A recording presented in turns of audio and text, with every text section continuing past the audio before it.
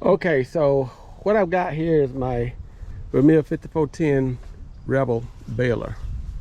And this particular model has I consider it a design flaw. But what's happening is I got a sprocket that keeps jumping off, and I lost one in the field, finally found it, but it cost an arm and a leg. So this is the sprocket right here that fits there, and that little spot there, and it keeps jumping off. And so if you notice right here, there's a retainer nut that sits on the end of that one. If you look at this sprocket here in the parts manual, it shows a nut being on there, but on the reality, it doesn't have one. So what I'm going to do is weld a short piece of grade 8 bolt onto that, and I'm going to show this in my video here. And so I want to end up with something like this on the end with a nut on it, with a large washer. And what it'll do is tighten it down after I weld it on, and it'll hold that sprocket on there and won't let it slip off in the middle of baling, because it's been a royal pain in the neck. And I consider that an actual design flaw, but they should have had a fix for that, but they don't have it. So I'm going to put it on there. So that's the deal on that. So I thought I'd show a little video on this, and I got my, as you can see, I'm out in the field right now. I got my welding rig out here, and so I'm going to get it welded up, and then I'll come back with some video and show you what it looked like at the end of the day.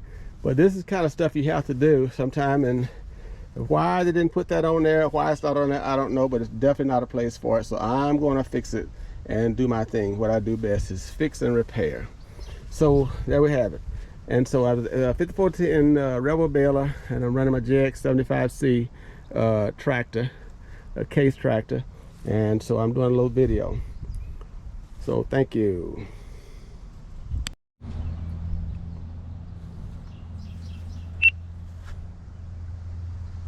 So now I'm back to my GoPro again. I was the first part of this I videoed showing the sprocket that was bouncing off all the time, and actually stopped me in the middle of the field on shutting things down. It's the biggest mess ever. So I come up with the idea, and I said do a little redesign on this shaft and put a, as you can see right there, I welded a bolt, a grade 8 bolt right in the center of the shaft, grind it down first, and it's welded in there now, solid as a rock. So now, so here's the chain, as you can see, that goes on that normally would go there. So what's happening was, when that sprocket jumps off, then it causes this second chain to break, so I had to fix that. So it was just one thing, it was kind of a chain reaction. So that's what happened when all these sprockets tried to slide out at the same time. And so even when you tighten down the Allen screw, it just somehow loosens up, and then you end up with this one pulling out. They all just seem to want to slide out, and it's a chain reaction. So I got both the one chain fixed back, and I got this one. Now I got the bolt welded in, so we're going to see how this is going to play out. So I'm going to put my trusty glove on, if I can put my hands on it right now, on that one hand, and then I'll put the chain on, and we'll show how that plays out. So it's pretty interesting. But you know, this is what ranching is all about. You're always finding, it's just something that I don't know why they didn't put that bolt on there, because you see one that's got a bolt on the end, this one don't have one. Crazy. So I put the chain on now, so the chain is back on, as you can see right there. Now this sprocket right here, I have to take it off to get the chain set right, but that's okay for right now. I'm gonna just do a little stuff here and get that back right like it should be, and then we'll put the second sprocket on. But now let's see how this is going to work out. So I'm taking the screw off, the bolt off right now, and what I like to do is put like 2 washers on there, if I got them here. Hopefully I do. Okay, so I'm going to put a smaller washer on first, and this little guy here is going to go on first, and then I'm going to put the second washer on there. But now here's what's happening. I see a little bit of a problem, because it's not cleared. When I put that smaller washer on there, it's really not enough space for it to clear. So I'm going to have to grind that down just a little bit. That little hump right there, I'm going to grind it down so they have a flat surface to be able to pull that tight and keep it tight. So what I'm going to do is I'm going to have to fire my generator back up and everything. So I'm gonna stop my video right here. I'll join this back together later. But anyway, I'm gonna grind that down first and then we'll go from there. Okay, so let's.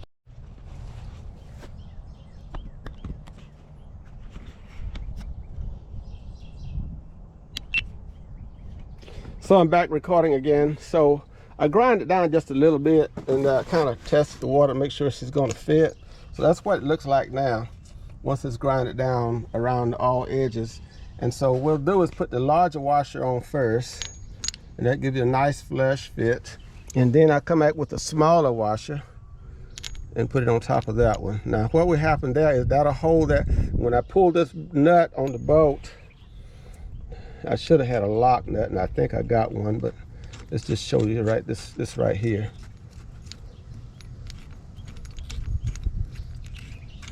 And that's just going to fit right up tight. And what that'll do is now that will pull that sprocket right into that shaft and hold it there and not let it be loosening up on its own like it ain't got no home training there. No. So it looks good right there. So I'm gonna tighten it down, and that'll be the fix for that, and I won't have to worry about it coming off again. So I've got another tool that I'm going to use to take off that smaller sprocket. I'll show that here in a minute. I'll get the back of my truck and get a wrench that I need. There we go. So we're going to go over here and, well, that's just great. No power. I'll be dead gone. Well, so much for that. So I'm going to have to manually do it because my battery is run out on my auto tool here. So I'm gonna have to get a ratchet, which I have, and we'll loosen that up and see if we can't make it play. Oh me, where are you, ratchet? Let's see here. Okay, so you can see in the back of my truck I wrote a net wrap there, which ain't worth a nickel. I had to go buy a different net wrap because I used a kind of a knockoff, but it don't play the knockoff because it costs you money. So I had to go and get the Vermeer net wrap, and it worked out great. So that was just another situation there. I'm trying to find my ratchet now, and I got it down here in the toolbox. I don't know if I can find a 1/2-inch drive. Well, I put a different one in here. I'm 100% sure if I can find it. Got more stuff in here than I can shake a stick at. Trying to keep up and everything. Well, by God. There she is. That's what I'm looking for right there. Okay. So, we'll get back over here. I'm trying to show a little more video of what I'm doing here and how things are kind of working out. So, I'll pop this socket onto this guy. And we're going to loosen this up.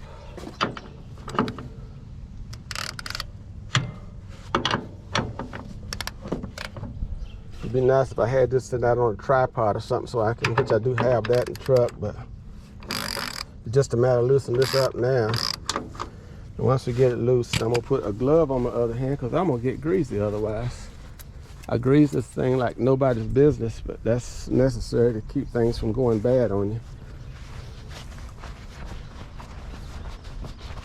So this smaller sprocket goes on, the chain goes on the other side at the bottom. So we take this one and raise it up. Come on out of there. It's too much like right a lot of times for things to work right, you know. So it ain't having it so far, but it knows it's got to come on up there. So there you go. Now it goes down on top of that sprocket, that chain like so, and there we have it. So now, so that's loose right there. So okay, there we have it. So what I'll do is just actually tighten that back down right there, and then it'll be good to go. So I'm kind of working it, as you can see here. And there we have it there. Now this sprocket right here was moving out, but I think that one was moving out basically. I tightened it down also as well. But they will certainly shift and move on you and drive a baler crazy. I'm sitting in the baler thinking I'm gonna be dumping a roll of hay, and I'll make sure it hadn't moved on me. And this one's all over the end now, so it's tight. And so there we have it. So it looks really good. So what I'm going to do though, when I get back to shop, I'm going to pick up a 3/8 lock nut and put underneath that bolt. That way it'll kind of help hold it tight. Now I'm not going to tighten it down, but just showing that it does work, and it worked well by welding that short bolt on the end.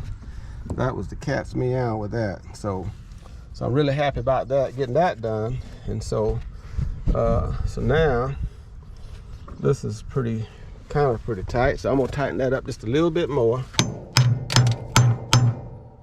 Oh, maybe it's all far as it can go already. No, it's not. So I'm gonna loosen them up a little bit first, and then tighten them up. I believe that's gonna be about it. I put some torque on that guy, and that'll hold him in place.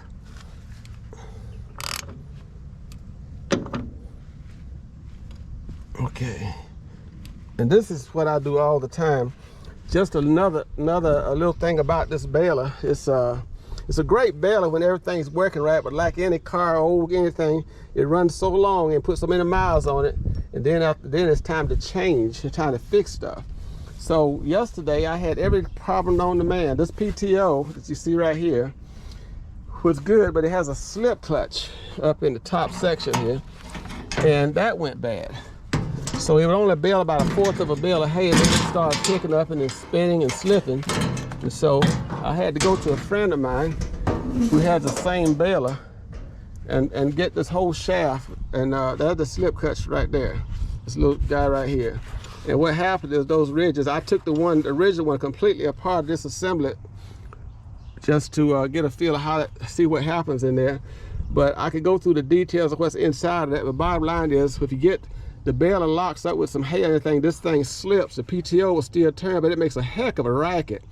But it won't let it break nothing. So that's the deal with that. So I had to get, that's another one right there. The other one is in the back of the truck. So that thing is $870 something just for that short piece right there. It's crazy. Yeah, I understand. But baling ain't cheap. So that's the deal on that. And so I'm having, if it ain't one thing, it's another.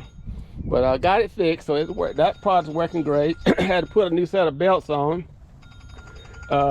They was proud of those. They're about $17.50, somewhere thereabouts. So, but outside of that, she's a great baler. Don't get me wrong. It takes, you know, if you're gonna get something, you got to maintain it, and that's part of preventative maintenance. Except this right here, I think should have had that right, but had a bolt in there like this one, where you just screw it in. You could drill a hole in and cut the threads in it, and that way this would never happen right here. I mean, you put that thing together and it stays there. So that was just a fix that was needed to keep this guy going. So I'm a happy camper with it. As outside of that, she's gonna bale some more. The weather's permit. I got some hay on the ground out there that got a little wet, so but not a lot. As you can see out here, I probably got about 100+ bales out there right now that's already baled up. But I got a little area over there where I hadn't finished baling yet, and I need to go bale it. It's been raked and everything, but I'm gonna probably have to rake it again before I bale it. But it's not brown yet, so we'll get it done. Those are my cutters, hay cutters over there to use to cut with. We got a lot more to do. We only about less than 50% done cutting, so the weather is like a roller coaster. It's typical Texas weather. You don't never know what's gonna happen next. You just kind of watch it and try to work in between the window. When you get a window, you jump for it, and you got to be ready. And the window don't allow for equipment breakage, unfortunately. So I'm out in the field, get my video back. I'm out in the field kind of fixing this right now. In between dry time, I need about a day of this hot weather to get that hay right so I can go out there and finish baling. So be as it may, that's where we are. The field over there is 34 acres over there. I almost got done with it, but not quite. So there we have it. So typical day, typical breakage, trying to get it right. Timing is everything with the weather. So enjoy the video. Just a repair, modification repair on a 5410 Rebel baler. Thank you much. Y'all have a blessed day now.